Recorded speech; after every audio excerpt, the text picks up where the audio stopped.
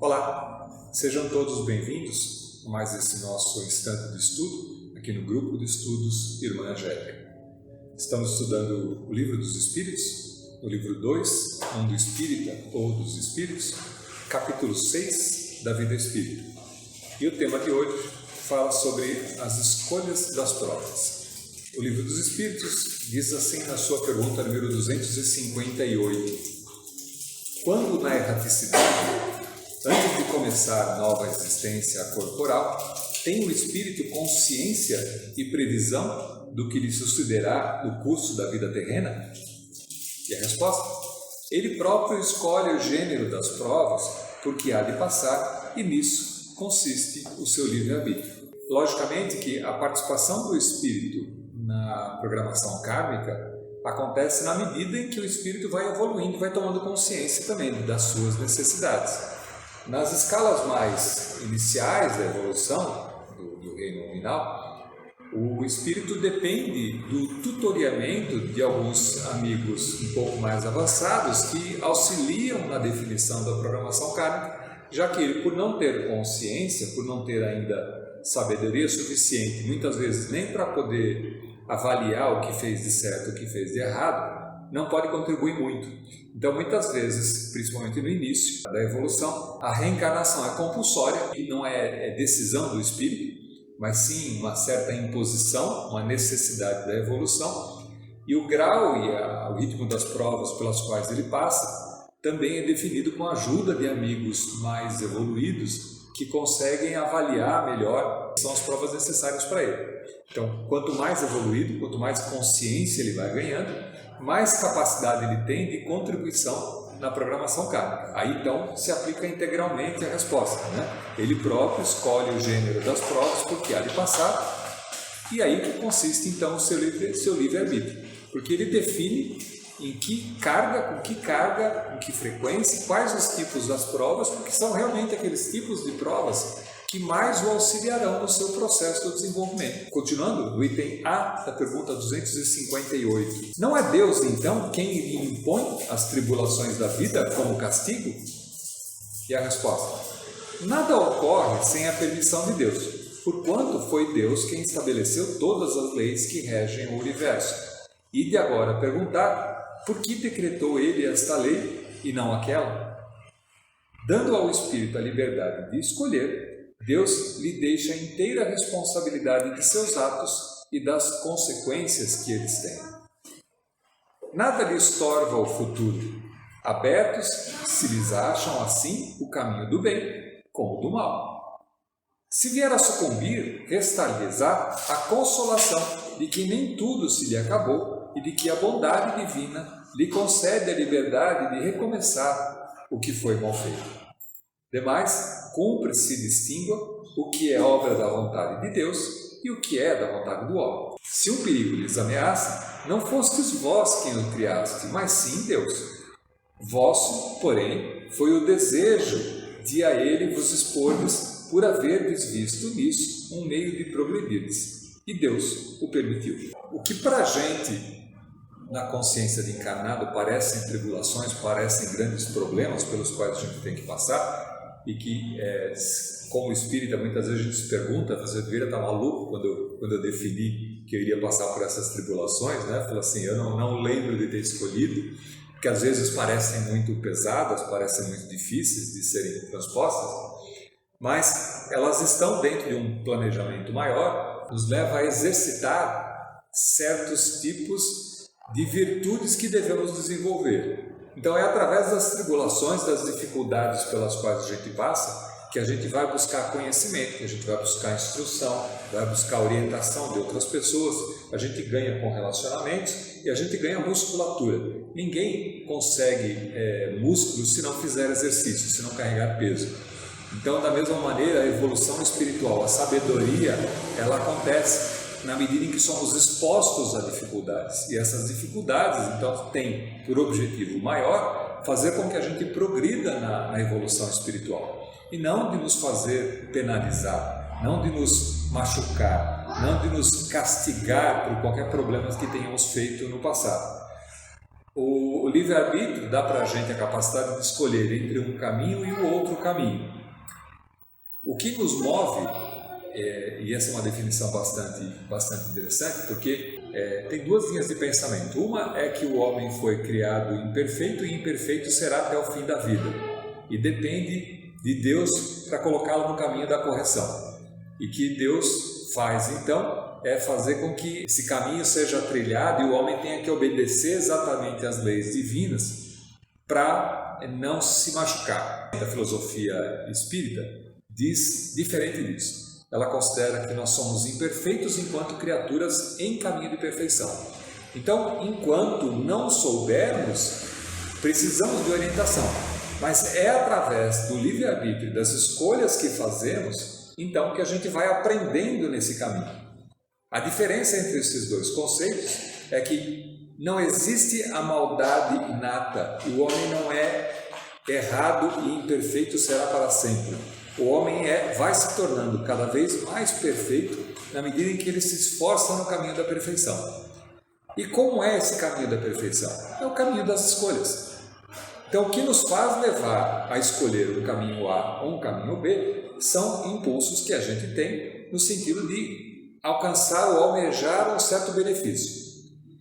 Enquanto a gente não conhece muito bem esse caminho, é natural que o homem, nas suas escalas mais inferiores de desenvolvimento, ele busque a satisfação dos prazeres materiais. Ele busque a satisfação das sensações corporais, porque aquilo que é mais premente, aquilo que é mais urgente na sua capacidade de enxergar. Na medida em que essas escolhas podem trazer consequências, como doenças, como dor, como sofrimento de outras pessoas, e que faz com que o próprio ser acabe sofrendo também, ele começa a aprender de existência em existência que certos caminhos devem ser evitados. Não por castigo, mas porque esses caminhos não levam à felicidade, levam ao sofrimento. Então a gente vai, com o passar das existências, aprendendo a evitar certos caminhos através do livre-arbítrio. Então, à medida que a gente torna cada vez mais perfeito, mais próximos nós estamos de começar a fazer escolhas mais acertadas. Então é normal que no início da evolução a gente erre mais, mas são os erros que nos dão musculatura para poder fazer escolhas melhores um pouco mais à frente. Então nessa progressão, o homem toma um caminho da perfeição. O homem ele não é imperfeito, ele é perfectível. Ele é ainda inocente, vamos dizer assim, né? Ou faz escolhas erradas por não as conhecer quais são as certas, vai tateando, tentando caminhos e começa a aprender com o passar do tempo quais são os melhores caminhos, aqueles mais preferíveis, né? E através dessas escolhas começa a entrar num nível de evolução e num nível de encontrar mais facilmente aquilo que é a perfeição. Só que olhando desse aspecto, parece que a gente está numa terra escura, onde você tem que fazer suas próprias escolhas sem nenhuma orientação. E só que a humanidade nunca foi assim. A humanidade sempre teve orientação de seres especiais, que eram emissários que vinham para cá, quer para mostrar o caminho, para nos dar um exemplo de como seguir, quer através das comunicações espirituais também, e sempre aconteceram, a mediunidade existe desde sempre, né? Desde os tempos mais remotos a gente vai encontrar evidências muito claras de mediunidade, de intercâmbio com a espiritualidade, com seres mais evoluídos que nos auxiliavam e nos diziam qual era o melhor caminho a ser tomado, mas ainda assim a escolha é do homem, é do indivíduo. E é através dessa escolha, e aceitando ou não aquelas orientações, que ele vai seguir no seu caminho de evolução. Outra parte que a gente pode ver disso é que desde o princípio da humanidade sempre existiram livros santos, sempre existiram orientações passadas pela espiritualidade que serviam como guia. E aí nasceram as grandes religiões, no sentido de demonstrar ou de indicar para nós qual era o melhor caminho a ser tomado para que a gente pudesse evoluir. Então a gente nunca teve só a mercê das nossas escolhas, mas o livre-arbítrio, ele é uma máxima e apesar das orientações das escolhas, você aceita ou não. Um outro parâmetro que a gente pode fazer, assim, a gente estuda o Evangelho há 2000 anos, né? Desde a passagem do Cristo. Isso se a gente considerar que já tinha a lei mosaica, que era mais tempo ainda, mais anterior ainda. E se a gente pega algumas evidências, por exemplo, no Oriente, os escritos védicos, não se tem muito exatamente qual que é a data, mas se fala em 30 mil anos antes de Cristo, 20 mil, 10 mil anos antes de Cristo.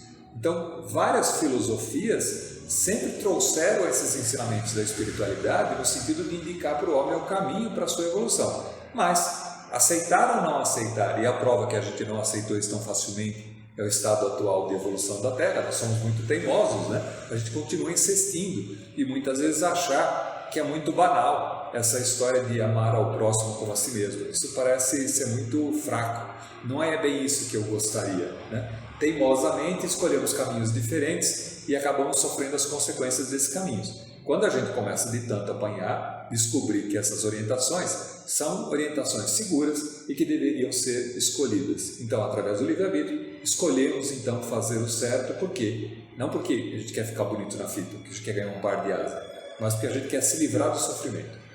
E na direção de se livrar do sofrimento, começamos a fazer escolhas melhores. E fazendo escolhas melhores, começamos a receber frutos melhores. Então a gente sai de um círculo vicioso de errar e ter que corrigir aquilo que errou, para um círculo de acertar e se beneficiar com aquilo que acertou, e acertar mais ainda na próxima vez, e receber aquilo que acertou e resetar de novo. Então a gente entra numa escala muito mais rápida de evolução e muito mais próxima da perfeição. E quanto mais perto da perfeição, muito mais próximo da verdadeira felicidade. Continuando então, pergunta número 259. Do fato de pertencer ao espírito, a escolha do gênero das provas que deva sofrer, seguir-se-á que todas as tribulações que experimentamos na vida, nós a previmos e buscamos? E a resposta? Todas não. Porque não escolhestes e previstes tudo o que sucede no mundo, até as mínimas coisas. Escolhestes apenas o gênero das provas. As particularidades correm por conta da posição em que vos achais. São muitas vezes consequências das suas próprias ações. Escolhendo, por exemplo, nascer entre malfeitores, sabia o espírito a que arrastamento se expunha. Ignorava, porém, quais os atos que viria a praticar. Estes atos resultam do exercício da vontade ou do seu livre-arbítrio. Sabe o espírito que, escolhendo tal caminho, terá que sustentar lutas de determinada espécie. Sabe, portanto, de que natureza serão as vicissitudes que se lhe depararão, mas ignora se verificará este ou aquele êxito. Os acontecimentos secundários se originam das circunstâncias e da força mesmo das coisas.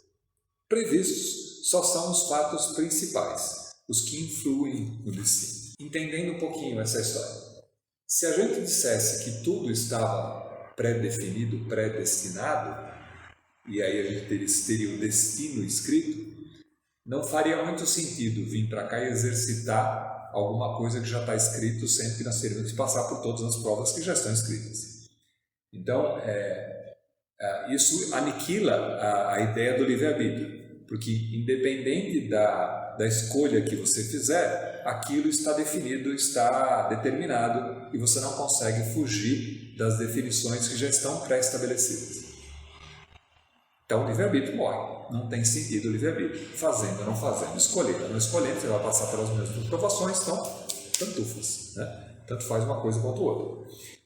Quando a gente diz que o livre-arbítrio tem interferência nesse processo, a gente diz que em grandes linhas a gente sabe pelos problemas que deveria passar, pelas dificuldades, quais são os aprendizados que a gente deveria exercitar nessa existência. Mas o jogo das escolhas que fazemos através do livre-arbítrio, entre seguir ou não seguir adiante, mudar ou não mudar de emprego, casar ou não casar, manter-se casado ou separar, ter filhos ou não ter filhos, São escolhas do livre-arbítrio que vão definindo, através dessas escolhas, o futuro. Então, em linhas gerais, uma linha mestra de condução pode até estar definido, mas você pode, através do livre-arbítrio, tanto melhorar as consequências dessa linha mestra, na medida em que você passa a fazer escolhas melhores, quanto pode piorar, se você fizer más escolhas.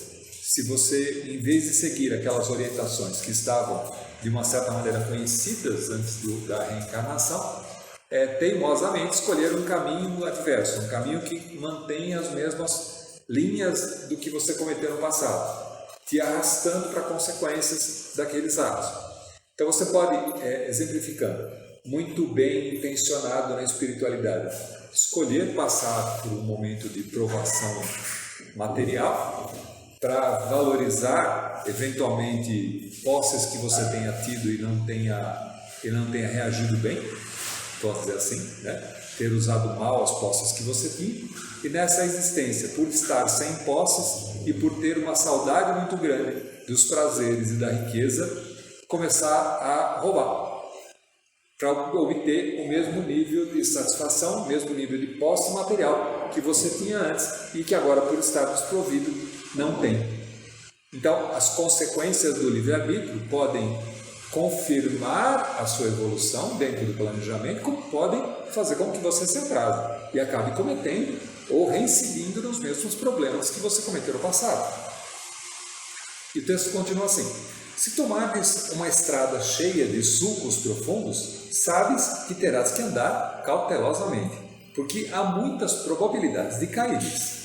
Ignoras, contudo, em que ponto cairás, e bem pode suceder que não caias, se fores bastante prudente.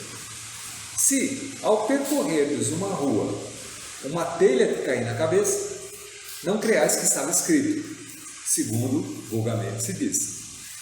É só a conclusão disso. Assim, acidentes acontecem. A escolha do outro, por exemplo, pode causar consequências no seu próprio andamento. A telha pode ter caído porque alguém pode não ter prendido direito aquela telha, por uma escolha com o livre-arbítrio dele. Então você pode sofrer as consequências do livre-arbítrio do outro. A maneira como você vai reagir diante dessas provações, diante das dificuldades, vai demonstrar o quanto você vai tirar de benefício dessa tribulação, dessa dificuldade ou não, né? Então, de qualquer modo, em linhas gerais, existe uma linha mestra que diz mais ou menos em que situações pelas quais você deveria passar, mas nem tudo está escrito. E à medida do teu livre-arbítrio, você vai direcionando, escolhendo quais são as consequências daqueles atos que você terá. Como já disse algumas vezes, a predição do futuro, a previsão do futuro, né, está muito ligada nas consequências das atitudes passadas e presentes. Então, quando você joga uma pedra no meio de um lago, essa pedra, quando cai no centro do lago, faz com que ondas sejam repercutidas a partir do ponto onde caiu a pedra. Essas ondas são as consequências daquela atitude. Cada ato, cada seleção nossa, cada livre-arbítrio, cada decisão que nós tomamos nas menores situações possíveis geram ondas no futuro que vão escrever consequências daquela atitude pela qual você tomou, pela qual você optou fazer. Então, daí que o Evangelho nos recomenda, por exemplo, a escolher muito bem as sementes que plantamos. Porque quando você escolhe muito bem as sementes, você sabe a consequência dessa semente, a escolha de boas sementes, que leva à colheita de boas colheitas, né? Se você preguiçosamente não seleciona muito bem as sementes e planta qualquer coisa, você pode tanto colher coisas boas, como pode colher mato, que vai crescer junto com as coisas boas e que provavelmente vão atrapalhar a evolução das coisas boas. Então você vai ter que colher o mato junto com as coisas boas, o que atrapalha um pouquinho, né?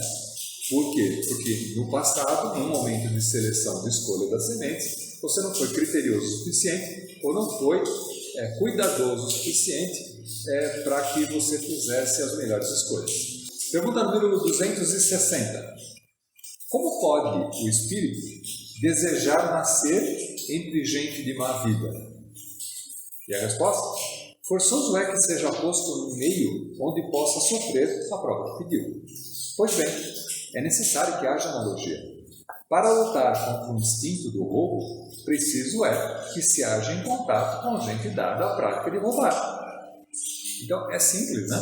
Assim, a qualidade, a característica das provas pelas quais a gente deve ser colocado, ninguém espera fazer uma prova de matemática, não tendo exercícios de matemática para serem testados. Não tem sentido você querer fazer uma prova de matemática, provar conhecimento de matemática fazendo uma redação.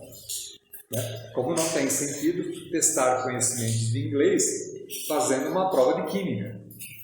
Então, na medida em que as provações necessárias são aquelas que foram planejadas para testar certo aprendizado de conhecimento que a gente teve antecipadamente, como, por exemplo, se você passa por uma dificuldade numa determinada vida, você faz uma escolha errada, por exemplo. No momento em que você poderia fazer a escolha de ajudar alguém, por exemplo, você, por preguiça ou por não querer se envolver, você não ajuda a pessoa. E a pessoa sofre as consequências daquilo. Quando desencarnado na espiritualidade, você repara a situação e fala, puxa vida, eu devia ter agido de maneira diferente. Né? Será que eu aprendi a lição? Então, uma das maneiras de aprender a lição é fazer a prova novamente. Né? Então, vamos fazer a prova novamente. Será que eu passando por alguém ao meu lado, passando pelas mesmas condições, eu serei capaz dessa vez de agir corretamente? Então é lógico, você vai passar por uma aprovação parecida com aquela, não exatamente aquela, mas que te dê condições de você agir de maneira que comprove que o seu aprendizado foi feito. E aí um pequeno esclarecimento aqui que eu já fiz algumas vezes também, mas eu acho tão importante que eu acho essencial para que a gente trate do assunto. A gente sempre tenta em pensar que as provações pelas quais a gente passa foram correções ou castigos ou efeitos de situações passadas no seguinte sentido: se você fez mal a alguém, você vai passar pelo mesmo prejuízo, pelo mesmo mal que você provocou a alguém numa vida anterior. Né? Essa é a noção básica do que a gente tem das provações pelas quais a gente passa. E na realidade, em nenhum momento, em nenhum lugar está escrito que isso deveria ser assim. Né? Embora algumas vezes sim ocorra, o que faz com que a gente passe ou sofra os mesmos problemas que eventualmente nós tenhamos provocado em outras pessoas é a nossa consciência no fato de só se achar quites se nós sofrermos do mesmo jeito. Sofrimento por sofrimento não tem validade, não agrega valor, não traz nada de bom. O sofrimento só traz alguma coisa de bom quando ele traz para a gente um aprendizado. Se nós aprendermos com os nossos erros sem necessariamente passar pela mesma situação, nós facilmente estaremos evoluindo muito mais rápido do que se a gente tiver que passar por aquela situação. É lógico que a comprovação, a provação de que nós aprendemos, tivemos aquele aprendizado, pode ser feita de outras maneiras. O que eu estou querendo dizer? Você não precisa necessariamente sofrer para provar. Você pode provar o aprendizado com atitudes mais favoráveis que não envolvam o sofrimento. Por exemplo, se você, numa determinada existência, você provocou mal às outras pessoas por ser um mau patrão. Você usou dos seus funcionários, você os escravizou, você enganou, você enriqueceu, ou seja, fez mau uso da tua inteligência, da capacidade que você tinha, abusando de outras pessoas. Não é necessário especificamente que você venha como um funcionário a ser abusado por um patrão abusivo numa próxima encarnação. Você pode, por exemplo, vir como alguém que seja um empreendedor ou alguém que dê curso para as outras pessoas, ou alguém que mostre para as outras pessoas como é que elas devem fazer, ou, por exemplo, como um advogado que ajude as pessoas a se livrar de situações parecidas com aquelas que você passou. E com isso se dá muito bem, e com isso é muito feliz. Porque você segue o seu impulso de reparação, aquilo que estava definido como sendo uma aprovação. Entendi que isso foi errado, que não deveria ter feito, vou trabalhar em prol daqueles que eventualmente possam ser prejudicados por outras pessoas que não têm a consciência que eu adquiri passando pelas provações passadas. Então, isso sim, isso está escrito na lei. Isso é o princípio da evolução, o princípio da melhoria contínua que o espírito vai passando. Aí sim a gente tem uma evolução mais rápida. A gente ainda vem de uma cultura judaico-cristã que a gente ainda vem pela questão do crime e castigo, né?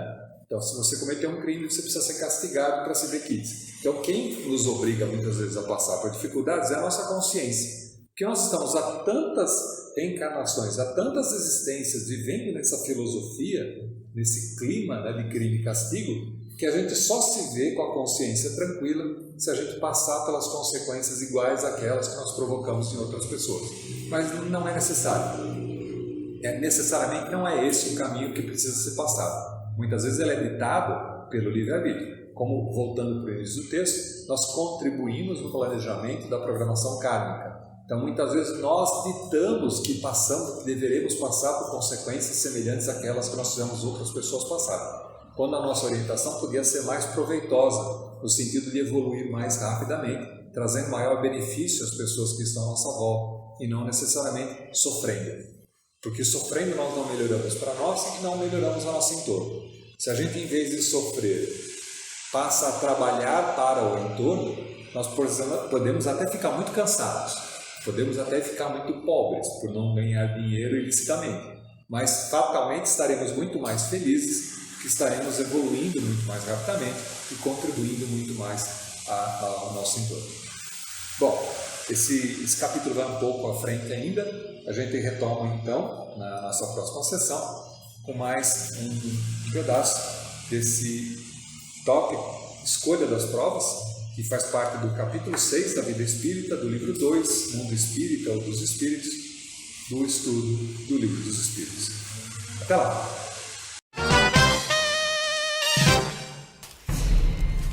Ué, que isso?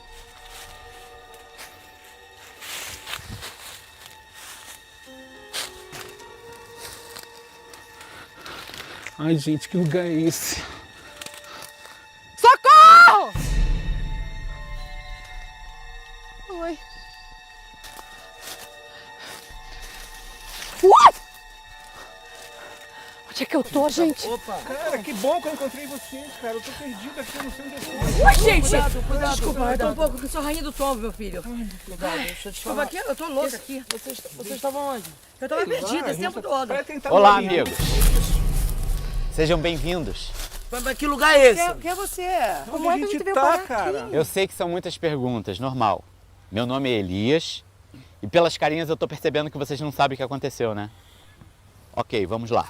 O que eu vou dizer pra vocês, talvez vocês fiquem um pouco assustados, mas eu posso garantir que tá tudo bem, ok? Preparados? Então, vocês desencarnaram. Ah, para, cara. É isso gente. que você queria falar? Esse carnaval todo. Gente, ninguém fica pra semente não, amigo. Normal. Normal, bem normal. Eles reagiram bem. Pensei que vocês fossem ficar assustados. Nada, tranquilo, cara. Normal. Eu só queria mesmo era sendo Wi-Fi, porque eu preciso me pra mim comunicar com também meu queria marido, né? Avisar pra ele, né? Então, aqui não tem internet. O quê? Calma aí, não, Como não, assim, pera aí, gente? você tá de brincadeira comigo, né? tô preparada. Você me traz aqui Você é pra brincadeira. dizer que não tem internet. Calma, pessoal. A gente não tem internet, mas tem uma coisa bem melhor. Melhor que internet. O pensamento. Para. Ou isso a gente já tinha na Terra, né? Calma, gente. O pensamento pode muito mais do que vocês estão imaginando. É, pra que internet, né? Se eu quiser falar com meu marido, é só mandar um pensa-zap pra ele. Oi, alô, Bebe, tá me ouvindo, câmbio? Bebe, Bebe. Ué, cadê a garota? Cadê a moça? Onde é que ela foi? Ela foi até o Weber, marido dela. É como eu estava tentando dizer. O pensamento é ação. O espírito vai onde o pensamento está. Que isso? Tô passada. Eu também, louco isso tudo, né? Não, minha filha, o Bebe já tá com outra mulher. Calma. Como calma? Ele tá se engraçando com outra mulher e eu acabei de desencarnar. Acabei não seria bem a palavra. Já tem mais de um ano que você desencarnou. A diferença aqui na percepção do tempo é muito grande. Grande vai ser o textão que eu vou colocar no Facebook do Weber. A timeline dele vai ferver. Então, aqui não tem Facebook.